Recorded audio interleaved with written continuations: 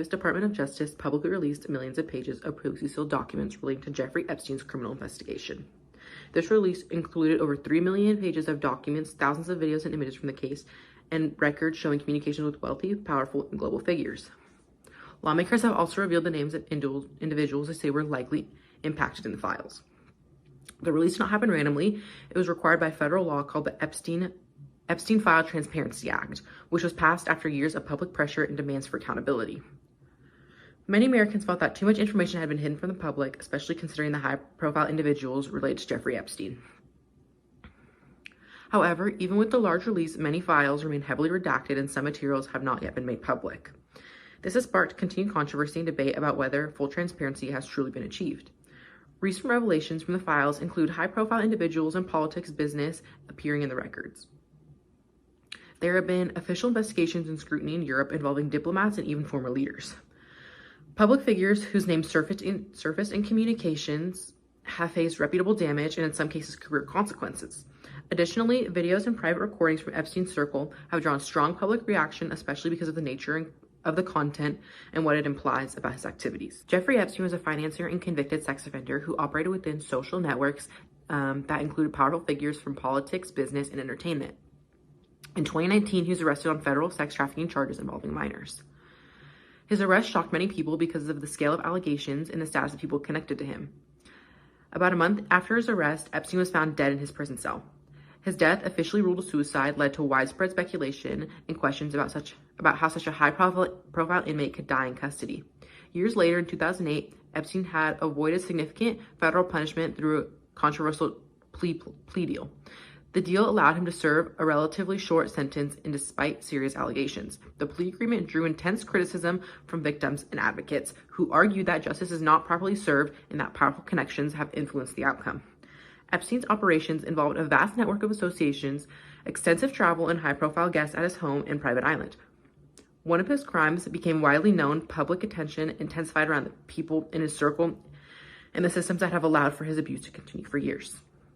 This file release is considered a rare moment of transparency and one of the most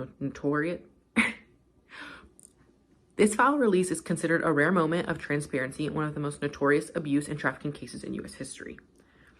From a legal transparency standpoint, the documents shed light on how federal authorities handled or possibly mishandled investigations over decades. They raise questions about past legal decisions, immunity agreements, and whether warning signs were ignored. In terms of public accountability, individuals who appear in the files, even if they have not been charged, are now facing public scrutiny. For some public figures, simply being named in communications has led to reputable damage and official inquiries. Politically, the release has sparked debate across party lines. U.S. lawmakers from both parties are questioning whether all documents have truly been released. Some allege that government agencies may still be withholding key information and overusing redactions. This is bipartisan pressure for full disclosure and possibly further investigation. This movement is not just about one man. It raises larger questions for systematic failures and how powerful networks may evade accountability. It highlights the intersection of wealth, power, and justice, not just in the United States, but globally. It forces society to consider whether justice is applied equally when influential individuals are involved. It also brings attention to the difficult balance governments must strike between protecting victims' privacy and public transparency. At the same time, it reflects a broader cultural reckoning with exploitation, abuse, and privilege.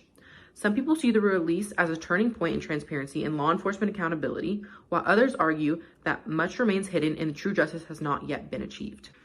This release has already triggered significant consequences. Politically, there have been fallout both in the United States and internationally. Europe leaders and diplomats have faced investigations, and in some cases, immunity has been stripped. U.S. lawmakers have publicly named influential individuals that they believe were connected to Epstein's activities. New legislation has also proposed to help survivors of sexual abuse pursue justice, including efforts to extend or eliminate status of limitations. Culturally, the release has caused strong reactions. Graphic content and serious allegations have circulated in news outlets and across all social medias. Survivors' advocacy groups are demanding even greater transparency and stronger protections of victims moving forward. Legally and professionally, some officials, ambassadors, and public figures have resigned or faced inquiries. Even organizations such as Olympic leaders in Los Angeles have faced controversy when names appeared in correspondence threads with the released documents. My opinion on this topic is that it's disgusting. The details revealed about the files are deeply disturbing. Reports included unredacted photos of young women or possibly teens, sometimes with faces visible, which caused major public controversy.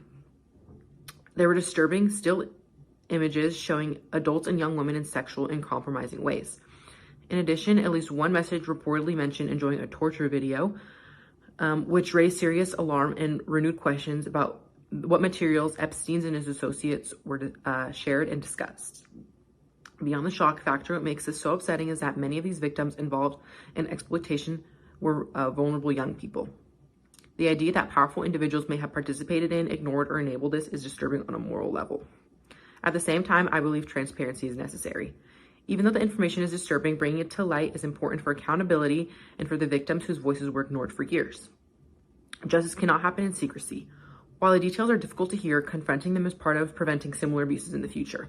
Overall, the situation represents both something deeply troubling and an opportunity for society to demand higher standards and accountability of those in power. Hello everyone, I'm Sanaya. I'm Olivia. And our vision on journalism is Who am I speaking with? All right, nice to meet you. And what influences your political standpoint? As far as Just everything political, you know, how you feel about the administration. chump, criminal, Yeah. racist, evil, corrupt, destroying our country. Thank you. So, yeah, just we need more strength with other opposition. They're kind of like, playing patty cake. It's time to go balls out on them. Make demands. The demands that we, the American public, need. So, I agree. Thank you so much. Okay. Hi, what's your name? Susan. Nice to meet you. What influences your political standpoint? Probably my upbringing and my religion and community, being in California. Cool. Thank you so much. Sure. Okay. What influences your political standpoint? Morals. How do you feel about our current administration? I don't know. I really don't Okay. watch a lot of it. Never done it. Cool. Thank you so much. Okay. Hi, what's your name? Alyssa. Nice to meet you. Okay. What influences your political standpoint? I feel like actions really matter and everything, and just like if they stick to their word or whatever. I do. I really agree. What is your opinion on our current administration? Sucks really bad. I want out of here. Okay, cool. Thank you so much. Thank you. Okay. Hi, what's your name? Sam. Okay. What influences your political standpoint? Really research what I go, and whatever I hear, I'll research it, and then whatever resonates with me is what I feel is the truth. What's your current opinion on the current administration? I'm disappointed. Okay. Thank you so much. Okay. Who am I speaking with? Aaron, Nice to meet you. What influences your political standpoint? my family, and my job. Nice. How do you feel about our current administration? I enjoy it. I think changes are needed in this country, especially in the state. Being a homeowner and a single income provider with a wife and 3 kids, the state is a mess. California is changing as well as the U.S. But I agree with everything that's going on. Cool. Thank you so much. Who am I here with? Michael, And Michael, what influences the political standpoint? what do you mean, Michael? Like, what influences the way you feel about this administration and what they're doing right now? My school? Just the administration, the government, I think it's bad. Like, they're treating the people wrong, and we as like our color people, we're not getting treated correctly, and we're getting put down, and we're not getting rights and respect. I agree. Thank you. What affects your political standpoint? To be honest, How do you feel about our current administration?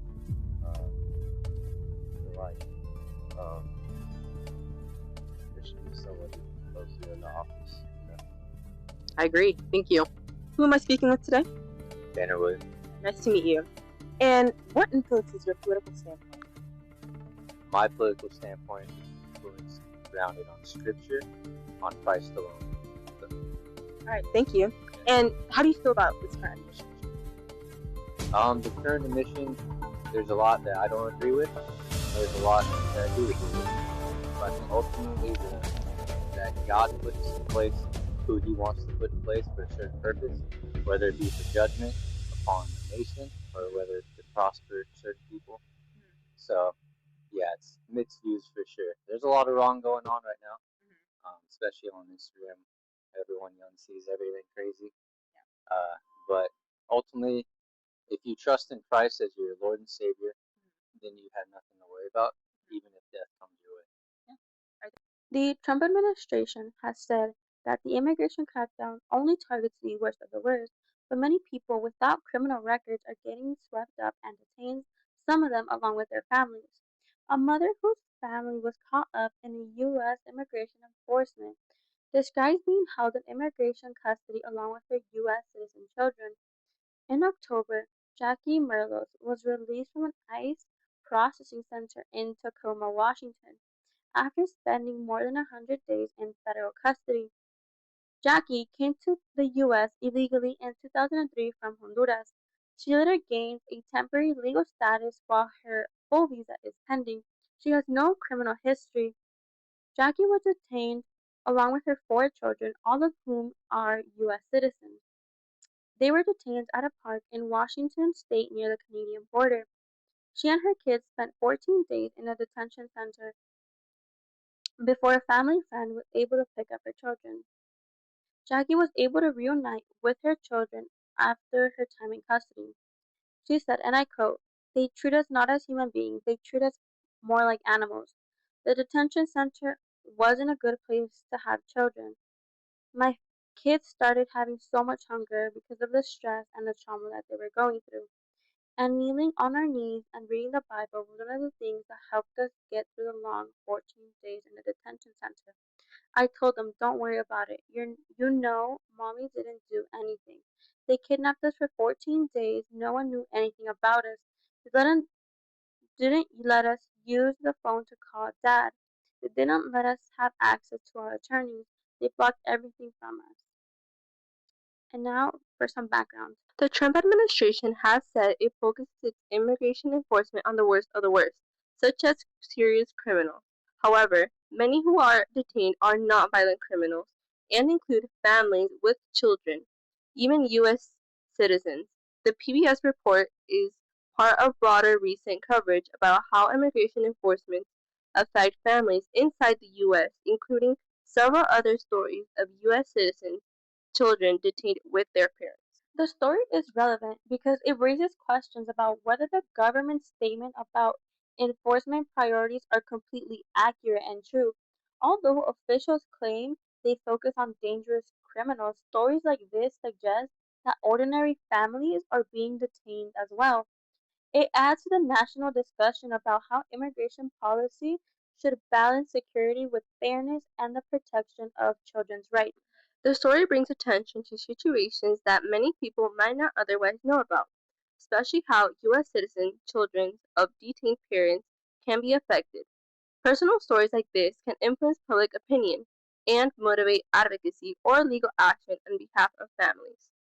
On February 4th, students from several high schools and middle schools organized walkouts to protest ICE enforcement policies. Their actions showed a sense of unity and solidarity within their communities, especially among young people who feel directly or indirectly impacted by immigration policies. These protests highlight how immigration issues are not just political debates, but deeply personal matters that inspire civic engagement and collectivity action. The big picture is that this story is not just about one family. It reflects a much larger nationwide debate about immigration policy in the United States. It highlights how enforcement decisions can affect entire communities, including schools, workplaces, and local economies. When parents are detained, children may face emotional stress, disruption in education, and financial instability. Communities with large immigrant populations may experience fear and uncertainty, which can reduce trust in public institutions such as law enforcement and schools. The story also raises broader constitutional and legal questions about the rights of U.S. citizens, children, due process, and how immigration laws are enforced. In my opinion, This story shows how immigration policy affects real people, not just statistics. Children who are U.S. citizens can end up in custody with their parents. This makes me think that the government should find better ways to protect families while also enforcing the law. I feel that children, especially, shouldn't be caught up in these situations because it could be very stressful and harmful to them. TikTok user Alex Gonzalez went viral after running onto the football field during the Super Bowl. Security was unable to catch him, so Patriots player Kyle Williams, number 18, helped stop him. Alex Gonzalez is now facing criminal charges for putting in danger players, staff, and fans during the game, and is expected to have a trial in April. Thank you so much, Leslie. And speaking of the Super Bowl, let's talk about the elaborate halftime performance put on by Bad Bunny. Ella viene por ahí. Ella nunca llega sola. Todos bandidos que sueltan la pi. Ey, ey, que esta noche lo que haya. Perreo, baby. Sabeteo, baby. Castrao, baby. Hasta abajo, baby. No te quites, baby. En la disco, baby. Ey, ey, ey. Bad Bunny has been rising to fame ever since 2017, but his music is more important now than ever. The Latino community is currently being targeted, and given that he's Puerto Rican himself, he is speaking up against the matter. He gave a shout out to South American countries, North American countries, Canada, Mexico, and United States, and the Caribbean countries. At the end of his performance, he gave a memorable slogan saying that nothing or the only thing more powerful than hate is love. Salvador, Guatemala, México, Cuba, República Dominicana, Jamaica, Haití, las Antillas, United States, Canadá. A my motherland, mi patria, Puerto Rico. Seguimos aquí. ¡Ahora sí! De cuando te tuve, debí darte más besos y abrazos. ¡Ojalá!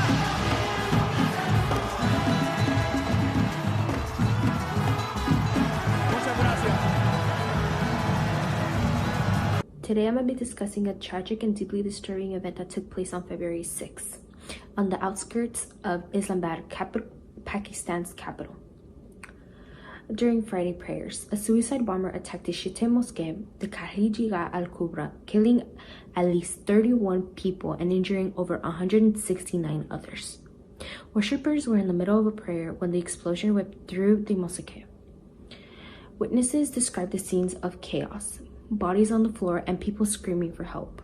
Security attempted to stop the attacker, but he opened fire and detonated explosives among the crowd. No one immediately claimed responsibility, but suspicion points towards the organizations such as Pakistan Taliban or ISIS affiliates, groups that have previously targeted Shiite Muslims who are religious and a minority in Pakistan. For some background information, Pakistan has struggled with this for decades, with groups like ISIS regional affiliates or Baloch separates have carried out attacks against civilians, religious minorities, and government forces. Shiite Muslims in particular have frequently been targeted because of the sectarian attention fueled by extremist ideologies. Although violence is common in the regions of Pakistan, attacks in Islamabad is rare itself. The last major attack occurred in 2008 on Marriott Hotel. This makes the mosque bombing especially shocking as it occurred in what is considered one of the most safest places in the country. The attack also comes during a recent surge in the militant activity across Pakistan. Just days earlier, Baloch Liberation Army carried out attacks that killed about 50 people. Pakistani government has accused millions across over from Afghanistan, adding tensions between the two countries. This event is relevant because it highlights the three major global issues: terrorism, religious persecution, and regional instability. First, terrorism continues to be a threat in innocent civilians, even the places of worship. A mosque is a place meant for peace, prayer, and became the site of unimaginable violence. Second, this shows that ongoing persecution of religions, minorities. Shiite Muslims are a minority in Pakistan, and they are repeatedly targeted by extremist groups simply because of their beliefs. Third, the attack reflects instability on the South Asia. The mention of millions moving between Afghanistan and Pakistan shows how terrorism is not confined by borders. This affects international relations and global security. The immediate impact is devastating. Families lost loved ones, hospitals were overwhelmed, calling for blood donations. Survivors were left traumatized. The sense of safety in the capital has been shaken. Politically, this attack raises serious questions about Pakistan's security and the intelligence system. Religious and political leaders are already criticizing the government's failure to prevent such violence. Internationally, countries like United States and European Union condemned the attack, showing that terrorism anywhere concerns the global community. In the long term, this could lead to stricter security measures, increased by military action against militant groups, and the possibility heightened tensions with Afghanistan. Looking at the bigger picture, this is not just about isolated bombing. It represents the continuing global struggle against extremist ideologies that target innocent people in the name of religion or politics. It also shows how terrorism feeds on division, sectarian, political, or cultural. It also reminds us that places that are meant for peace, like schools, churches, mosques, and temples, are increasingly becoming targets. This event also shows how fragile peace can be in regions where militant groups still operate freely. It reminds us how combating terrorism requires cooperation between nations and not blame or division. A mass shooting happened February 10, 2026 at Tumbler Ridge, a small northern eastern town in Canada. The attacker opened fire at Tumbler Ridge Secondary School and a nearby home. 9 people were killed, including 6 people at the school and 2 people at the house. 27 others were injured that day. The attacker was found deceased with what seemed to look like a self-inflicted wound. The authorities say that the motive is still under investigation, but that attacker acted alone. Tumbler Ridge Secondary School serves students from 7th to 12th grade. Tumbler Ridge is a remote community of about 2,400 people and is known for its close-knit community atmosphere. Canada is not known for any mass killings or school shootings compared to other countries because of Canada's stricter gun laws. This shooting is one of the deadliest shootings that has happened in Canada in decades, especially in a school setting. Canada is not known for events like these, which is why it got national and international media attention. Prime Minister of Canada and other leaders have shown support and grief for those victims' families, especially during these hard times. The shooting has affected multiple residents in Tumbler Ridge along with the victims' families. Schools around the area shut down for a few days after the attack happened. The shooting has sparked multiple conversations such as mental health, gun safety, and how communities can prevent tragedies in the future. Although Canada has stronger gun control laws than other countries, this tragedy shows that no community is completely immune to gun violence. This raises questions on how to better support mental health and prevent gun violence in the future. This shooting will most likely bring up discussions on public safety and school security. This mass shooting was a heartbreaking event that showed us the importance of communities taking gun violence and mental health serious. Although Canada does have stricter gun laws, this tragedy highlights that there may be more support and prevention measures that are needed. It is tragic that innocent student and teachers' lives were lost, but thinking about them shows us the importance and reminds us how important it is to be compassionate and to be there for everyone, not just in schools, but in towns all around. For decades, giant pandas were the most recognizable symbols for endangered animals across the world. Native to mountain regions in central China, pandas face serious threats from habitat destruction, deforestation, and farming expansions. By the late 20th century, their population had dropped dramatically and they were officially classified as endangered. At one point, they are believed to be fewer than 1,000 pandas left in the wild. However, in a major conservation success story, giant pandas are no longer classified as endangered. 2 years ago, the International Union for Conservation of Nature reclassified them as vulnerable instead of endangered after population surveys showed significant recovery. The wild panda population rose to over 1,800 individuals, largely due to decades of focused conservation efforts by the Chinese government and international organizations. One of the biggest reasons for the success was habitat protection. China established more than 60 panda reserves, protecting large areas of bamboo forests, which pandas rely almost exclusively for on food. These reserves not only provided safe living spaces for them, but also connected fragmented habitats, allowing panda population to interact and breed more successfully. The government